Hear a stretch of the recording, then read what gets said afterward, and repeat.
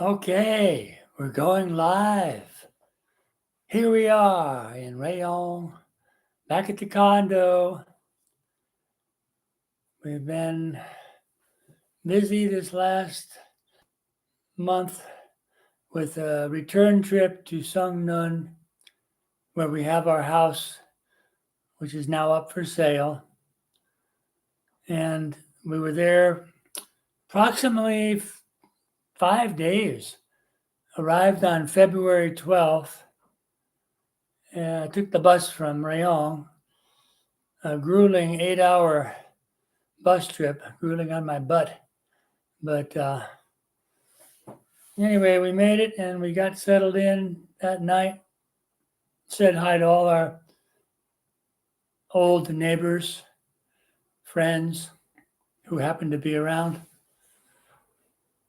And then next morning, we had one major project to do, a couple minor ones. We had to redo the front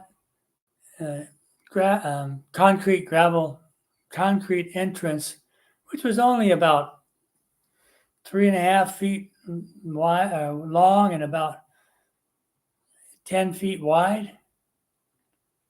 And so we hired a local guy who is into concrete work. Nina found out about him and agreed on a contract price for 3,600 baht, which is about 110 baht or $120, excuse me. 90 plus, yeah. About 115, maybe 105 to 10, maybe. Anyway, and so he came and started that very day and started breaking up the old concrete with his little kind of a jackhammer type thing, which was electrical line, and got it all broken up, and then started pounding them into little bits of concrete with a big hammer. Spread those pieces out. They were embedded in the whatever ground below. So that would be forming the base for the new concrete. Then he put a screen over it. And then he started mixing his concrete right out on the street in front of the house in a big container. Had somebody drop off about, I don't know, seemed like about 6 bags of concrete and whatever else goes along with the mixture. And started pouring it and leveling it out with his tool. Got all the way about 3/4 of the way done, one side towards the other. And it looked great, and finished up with another container of concrete and finished it off. Leveled everything out and let it set up. We let it set up for at least 2 to 4 hours, I believe we were inside. And he took off, came back, checked everything, did a little final finishing touches, and called it good. We paid him. Before he left, though, before we paid him, we asked him if he could come look at our bathroom. The base of our toilet was starting to come apart a little bit. And so I said, "Can you fix that?" And he's, "Yeah, we can re-grout it all the way around." There's about this thick grouting all the way around, covering up the old grouting, but also adding to where it was missing some. And he did that. He had it on 300 baht, $10, and paid him 3,800, something like close to 3,800. Anyway, so after that was done, we did one other thing. We took off some old cardboard from the overhang in the front of the house underneath in order to keep the sun from coming in, getting too hot down below where we sat for lunch. And it was all old cardboards, kind of in the rafters, kind of in between, with little sticks holding it together. So I took it all apart, took it all down, got rid of it. That was it. we were ready to roll. So we went into the immigration the next day, like on the 14th, and we had till the 19th. So we were there, 5 days early. We went in there and found out within a matter of an hour or less, we had an interview with one of the officers. We had got a ride from our neighbor. Anyway, we were there, and she was talking in Thai to Nina. I was sitting there, and it turns out Nina had to tell her that we're now living in Rayong, not in our house. And the reason was because the officer said, "You're going to have to be at your house for the next 3 months during which time we will pay you a surprise visit. Will you call us before you come? No, it'll be a surprise visit whenever we can get out there. You may or may not be home, but try to be home all the time for 3 months." Nina knew something was wrong with that. We were not going to be there. Normally, they just come right away. So whatever happened, the long and short of it was, they told Nina, "You have to go to back to Rayong, and go into their immigration office and register there with your new address." So we spent, I don't know. It was really frustrating. We went home, took the taxi. The same guy, next door neighbor, took us there, took us back. It was we did something else. We had to take some cable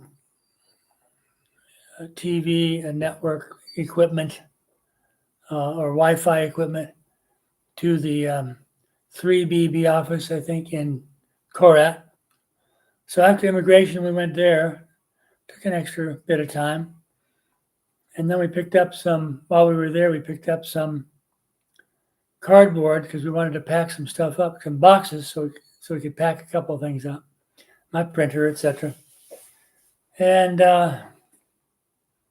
so it's 1,000 baht, which is about $30, to take us there and back that day. We didn't have to pay anything to immigration because we weren't going through with the process there. And so we get back home. Now we know we can leave the next day. We don't have to stay any longer. Had a dinner, said goodbye to everybody, drank a beer. And next morning we got another ride from our neighbor. Few $100. He took us to the bus station. We got on the bus, came back to Rayong, another grueling 8-hour bus ride. Oh God, I hate bus rides. They're too tough on my body. So we got back. That was Friday. So we figured, well, we're going on Monday morning and hit the immigration office here in Rayong. We were told earlier by some people who have gone in, yeah, it's really easy in Rayong, no problem. So Monday comes, we go to Rayong, we take a taxi.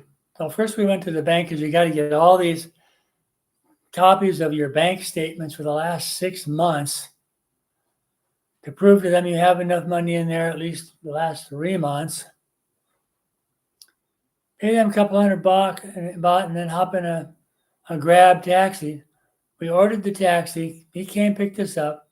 I was completely turned around. I was thinking we were going to go further the same direction we had gone to get to the bank.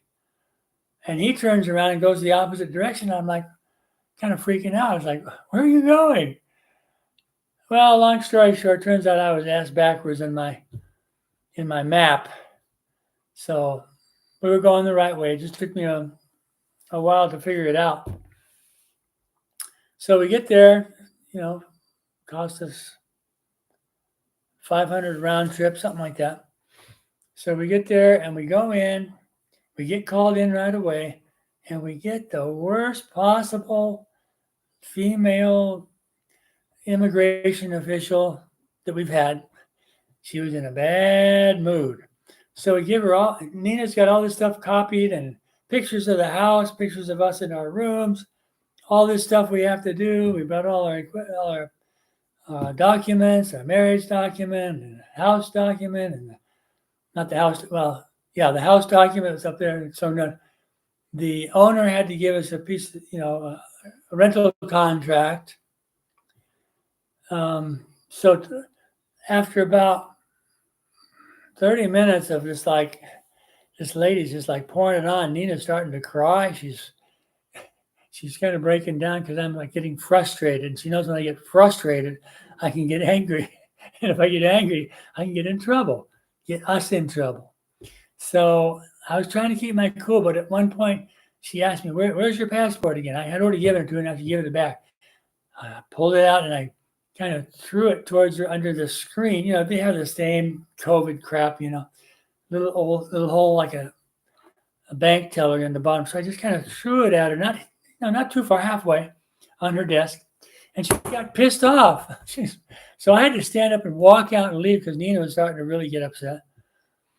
And so we go out there, and then it takes her a while to come back out and explain, you got to calm down, keep your husband in line, and blah, blah, blah. And Nina's like so upset. And there's this tall guy, kind of the bouncer, he's sitting in a little desk out in the lobby. So he overhears the whole thing. And then she goes back inside, and then we go back in, and eventually she's, okay, you're finished. I got everything, but you're going to have to come back in a month. So February 19th, we're going to come back at March 19th to get the actual stamp in my passport because it takes time to go to Bangkok and come back because we're in a new address. You've heard, well, you didn't hear the story before. We've done it. We've moved 4 times since we left down now in 1 year. Boom, boom, boom. Every time we had to go to immigration and wait, you go through process, come back, they check on our house, go back, okay, now you can get your stamp. It was a real hassle. So we're sick and tired of immigration for all that moving. So here we are, final move for now. Can't move anywhere until we sell our house because I'm not going to have any money if I run out. Anyway, it's a fucking lousy story, but anyway, so we got out of there. Before we left, the tall guy, the bouncer guy, he's just an immigration guy that keep order. And he's about my height, and he's probably heavy set. I'm not heavy. He's probably like an athlete, compared to me. I'm a little thinner. So, he's talking to Nina, of course, in Thai. I don't understand. And he's talking about his shoulder hurts, and she's like, oh, I do massage. And he's like, oh, maybe you can help me. So I pulled out a business card because she didn't have one. I said, here, give her a call. So we left. Sure enough, we come back. The guy gives her a call. I don't know, within a few days, he calls her and he comes over for a massage because he's in pain. And she gives him a 3 or 4 hour massage. I mean, I'm sitting here in the living room. I'm going out, going shopping, going swimming, whatever I can do to clear the space. He's in the back bedroom. The bedroom's right over here. So we just put a pad down on top of the bed. Sorry, I have to do this way. But here's our pad over here, see? This is our pad for Thai massage. We also have a massage table right there, see? It's a black one, so it's hard to see. Anyway, that's our setup. So we got it all set up. He gets his massage. He takes off. She gets whatever, $750, $800. I don't know what it was. $250 per hour. She reduces it from $300 per hour. But it's a good customer, and he's a nice guy. And I'll come back on Sunday. So he comes back within 3 or 4 days of that because he told him, you really need some work because you are like hard as a rock up here. He used to play soccer, so he's like all stressed out from the pain. But he really liked the massage. She really gets in there with her elbows and everything, just really works his whole area in the back and neck, shoulders, legs, feet, everything. And so he came back, did another 3-4 hour massage, I swear to God. And said, I'll be back in a week. Meanwhile, he's like, Well, the first time that he came to verify our address, our house.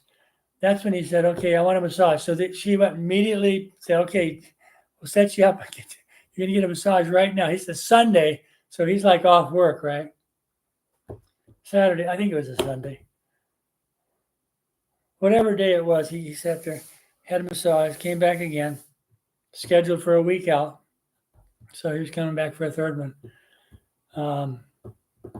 He did come back for a third one. That was just this past week. So he's doing a lot better. She made some money. Now the other news is that Nina had talked about renting a floor on a massage shop that she goes to when she's called on call to go help out, because mostly young ladies there. They go upstairs to the VIP room, if you know what I mean. But occasionally somebody comes in, they're older, they're in discomfort and pain. They really want a massage, a good massage. And I'm not making a judgment on the other ladies there. I don't really know what they do or how they do it. So she says, I want to rent the entrance floor. You walk in, it's called the Marlin Massage Studio. It's about 3 months old, run by a younger sister. The older sister is the owner. Her husband is a foreigner, Farang. So he's paying for it, I'm sure. They got all set up. It's a great location by the market, close to the Print Hotel we lived in the first time we moved here. So it's right on a busy street. They have a lot of business, Thai and Farang. And so they give Nina calls, and she goes in, works for 50%, $300 per hour. She gets $150. That's about $4 and some cents. Okay. Yeah, $4.50 maybe max. Maybe a little tip, maybe $50 tip. So, she said, the owner, the manager, wants to rent the entrance level floor, which has 2 beds and 2 foot massage chairs. And then they work upstairs. They sit there and they wait for customers, and they take them upstairs. The other 2 or 3 ladies. Plus the manager can help if somebody's gone. So she wanted to rent that for the owner wanted $5,000 per month. It's $150. You can't get it any cheaper around here. No table, nothing. It's all fully furnished. So she doesn't need anything there, except she brings her own oil, her own sheets. She does the laundry here. She has to buy the oil anyway, whether she does massage here or there. So it's 6 of one, half a dozen of another. So it took me a little while to warm up the idea. I went and visited the shop, met the owner, met the staff, met one of the young ladies' boyfriend from Sweden, who's there visiting. He comes, once a year at least. His uncle has a relationship going with the manager's sister. That's the owner. So there you go. So he introduced his nephew to this lady. He's off somewhere with the owner. They're coming back. So after that, I said, okay, let's do it, because I promised everybody. Last month we spent over $600 over our budget with all the stuff that we had to do. Remodeling the house, going to immigration, we paid $4,000 in Rayong. $2,000 for transportation, $2,000 for the staff, for the fee, for immigration fee. That's basically it. So that was 120. The trip to Songnon was at least 350 to 400 total, including repairs. So I was like, we're going to keep within our budget this month and every month, hopefully, or close to it. We can afford a couple hundred, but my savings are down. And if we don't sell that house in a year or whatever, 6-8 months, we're going to be looking for a home loan because I can't take money out of my Bangkok bank. $400,000 is like a deposit for foreigners. You have to have that in, if you're married, that is. You have to keep that in there every time you go to immigration. You have to prove to them you have at least $400,000. That's about $12,000 in the bank. The only thing I can take it out is if I'm leaving the country and going somewhere else.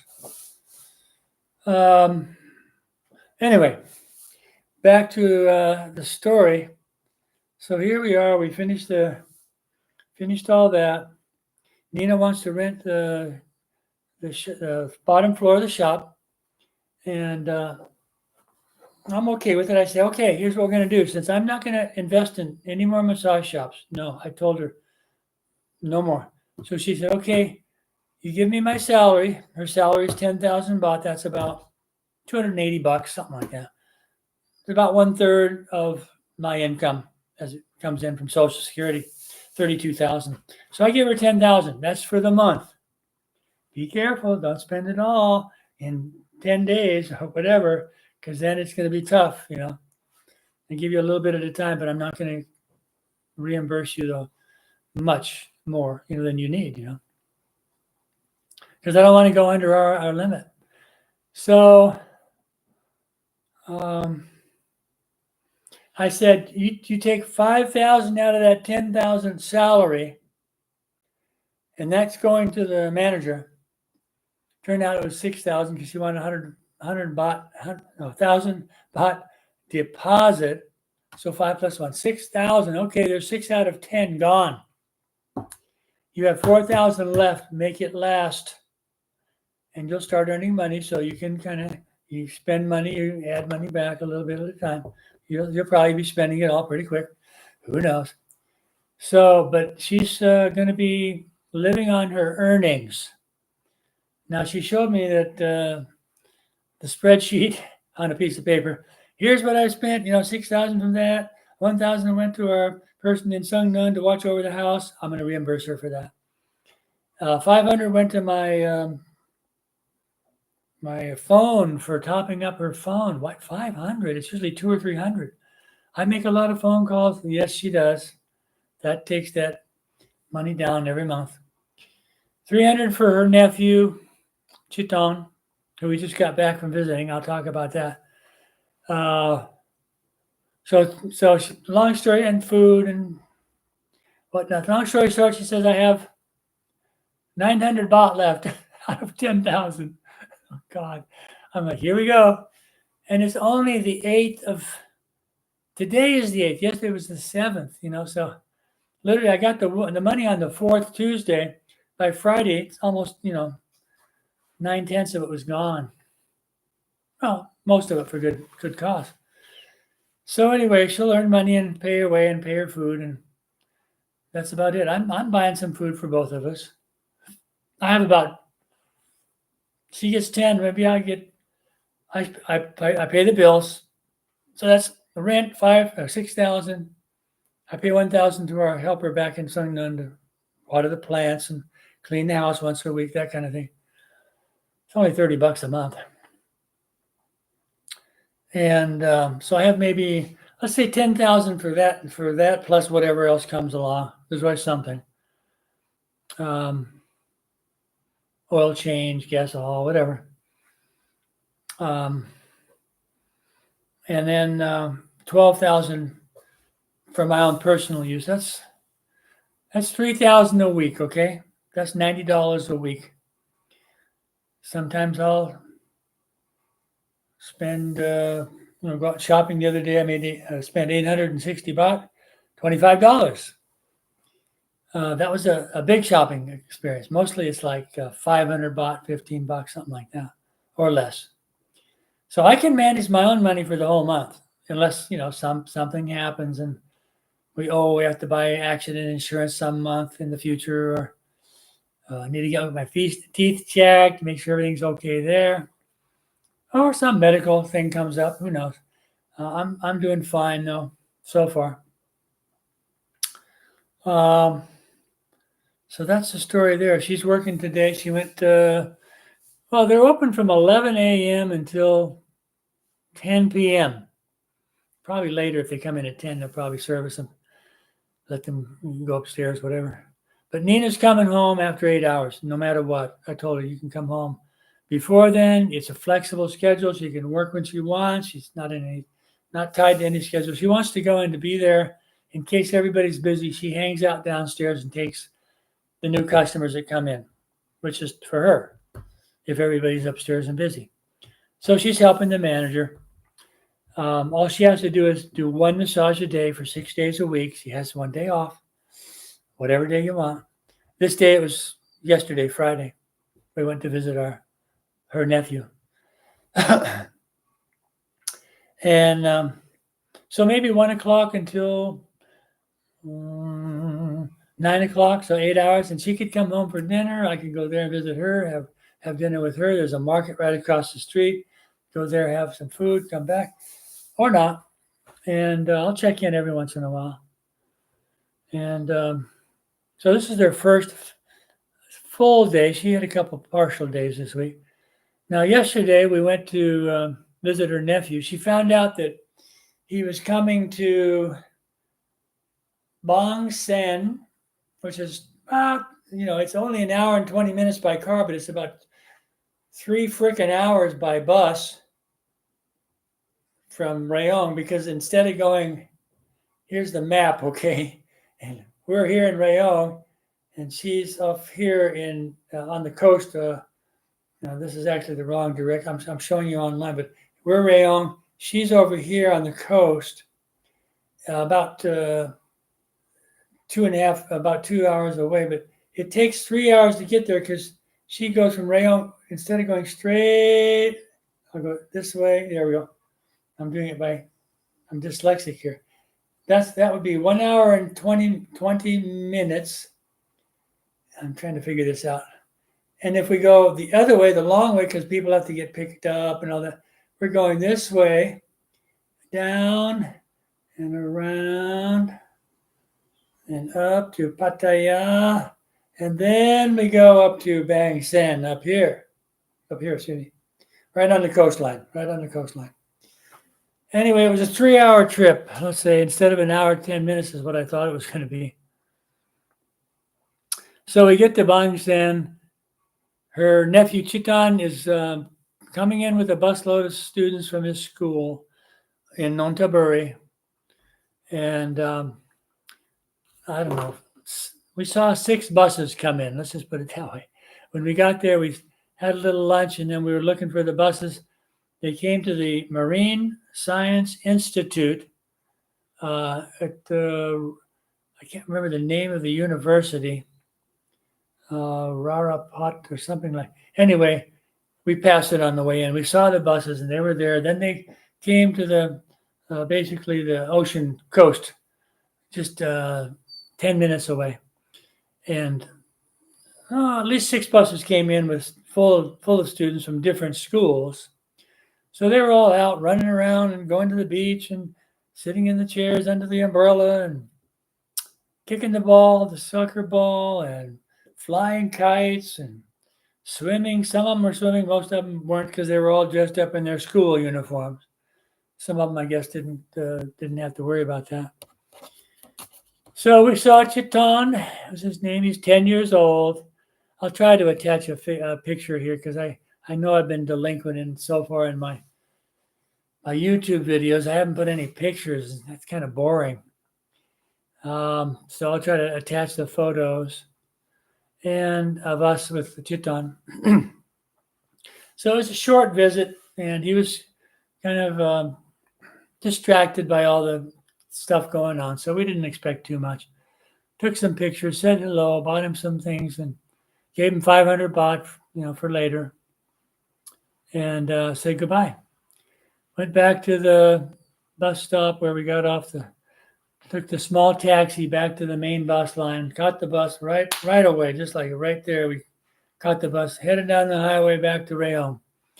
Again, it's supposed to be a 3-hour trip. I think this time this guy was clear traffic, even though it was Friday afternoon, 3 o'clock or 2 o'clock to 4 o'clock. So he may have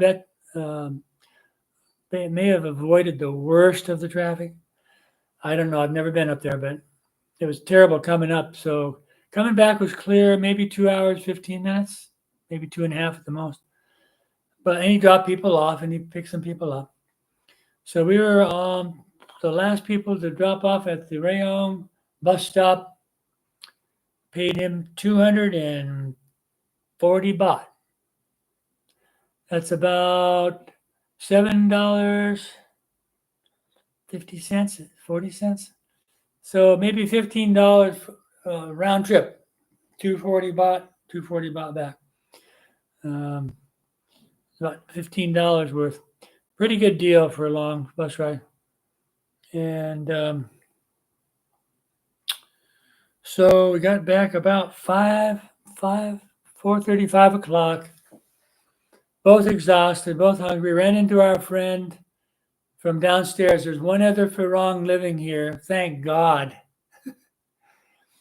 He's a black man from South Africa, young 32-year-old guy. Speaks perfect English, of course.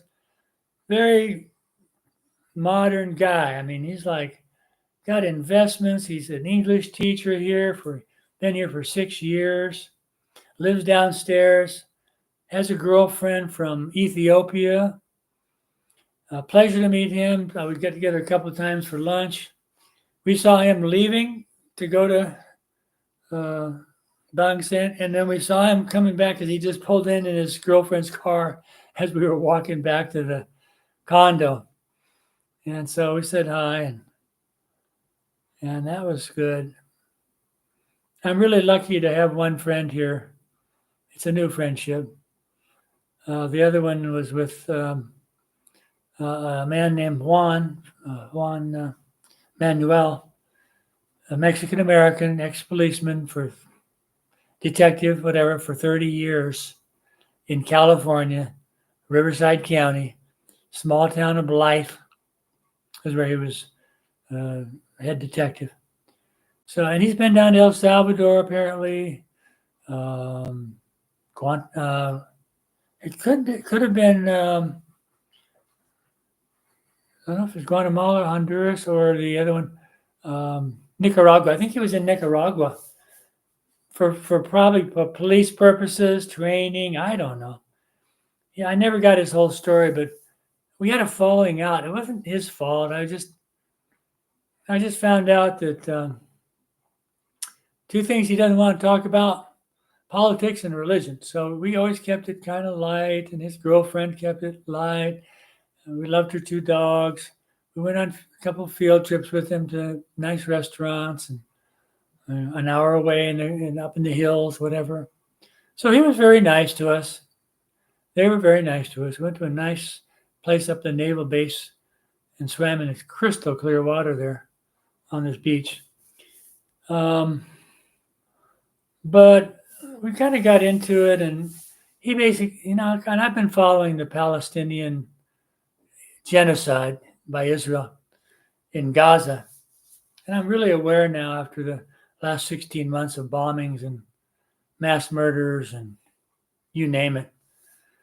I'm watching it I'm checking it out every day. Now there's a ceasefire. I'm kind of relieved that they at least have some time to regroup, the resistance, the people, whoever is still in Gaza, because they're in a prison. They're in an open air prison, totally destroyed in the north, completely leveled. At least 1 million people.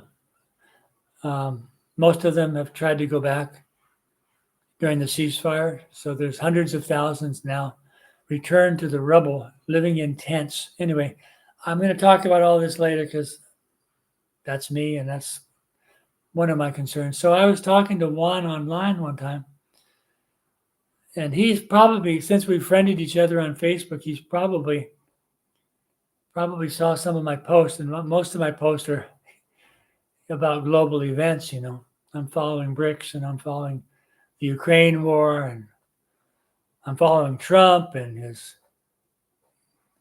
supposed efforts to stop it, and so on. So I had some sympathy for Trump in terms of what he's doing in Ukraine, but I had absolutely no sympathy for his bluster and threats to the people in Palestine. That's recently. And I asked, so we got into a discussion online on Messenger, and he said something, but I don't care about any of that. I don't care about what's going on in the Middle East. And, I don't care about Palestine. I don't care about Palestine. I'm here to retire and relax, and that's all I want to. That's all I want to do. And I got a little upset at him. I said, okay, so So it's feel better to have your head in the sand and you don't follow those events. But then he said, and Trump is my hero, and blah blah blah. So now I'm not completely dissing him or completely dissing Trump, because Trump is doing some things that I agree with for different reasons than I would hope for, but at least the end result is similar to what I'd like to see, like with NATO, like with Ukraine, like with USAID. I'm not a Musk fan, but he's turning some stuff up. So, long story short, I said goodbye because I just don't want to be with somebody who doesn't have any kind of heart for people who are being bombed every day and killed every day by the Israelis, who are superior military, whereas Hamas is an underground armed resistance force in Gaza. Anyway, so that's that story. I had to let go of that relationship. I just didn't feel comfortable being around him after that. I apologized. I said, okay, I reread his post. It was kind of a little bit whatever. And so I just said, okay, I reread your post here. I understand how you feel. I hope your retirement goes well. I just left it at that because I don't think we'll ever be seeing each other again. So anyway, that's my first friend here in Rayong. I kind of regret that I kind of lost it, but sooner or later we'd probably get into it. Maybe I could show a little more temperance and humility and just try to understand where he's coming from. He says, I've seen it all. I don't want to see any more. I can understand that. It's not easy to watch or to hear about or to see on TV or otherwise. I listen to YouTube. I get all my news from a dozen or more channels. I mean, mostly progressive, left-leaning, some independent, mostly independent. There's Scott Ritter, and there's Jeffrey Sachs, and there's Kim Iverson, and there's The Gray Zone with Max Blumenthal and Aaron Mate and Katie Halper on Useful Idiots. It's kind of a funny name for a podcast, but I know where it comes from. Anyway, I listen to a lot of stuff, and I keep up with the Middle East situation through some of the podcasts that are basically people who are from Gaza or Lebanon. And one guy's from Greece. He's a Canadian. He's from Greece. And he's a former Green Party member in Canada. He ran for the chair of the Green Party in Canada. But Louise May, I think is her name. May is the last name. She won. She beat him. She's a reactionary like that lady in Germany, the Green Party foreign minister in Germany, Annalena Baerbock. She's all for the Ukraine war. Boy, let's send them more weapons. That's completely contrary to the Green Party 10 key values. But she rationalizes it. I'm hoping she's no longer in the Green Party, but I wouldn't bet on it. Once you get a taste of power, you change, Many people change. Not everybody, but most. I'll leave it at that. And here I am in Rayong at my condo. I'm going to unplug and say goodbye by going over here. Now, I don't have a battery on my laptop. I got to get that fixed. Something's going on, but I'm going to show you the situation we're in here.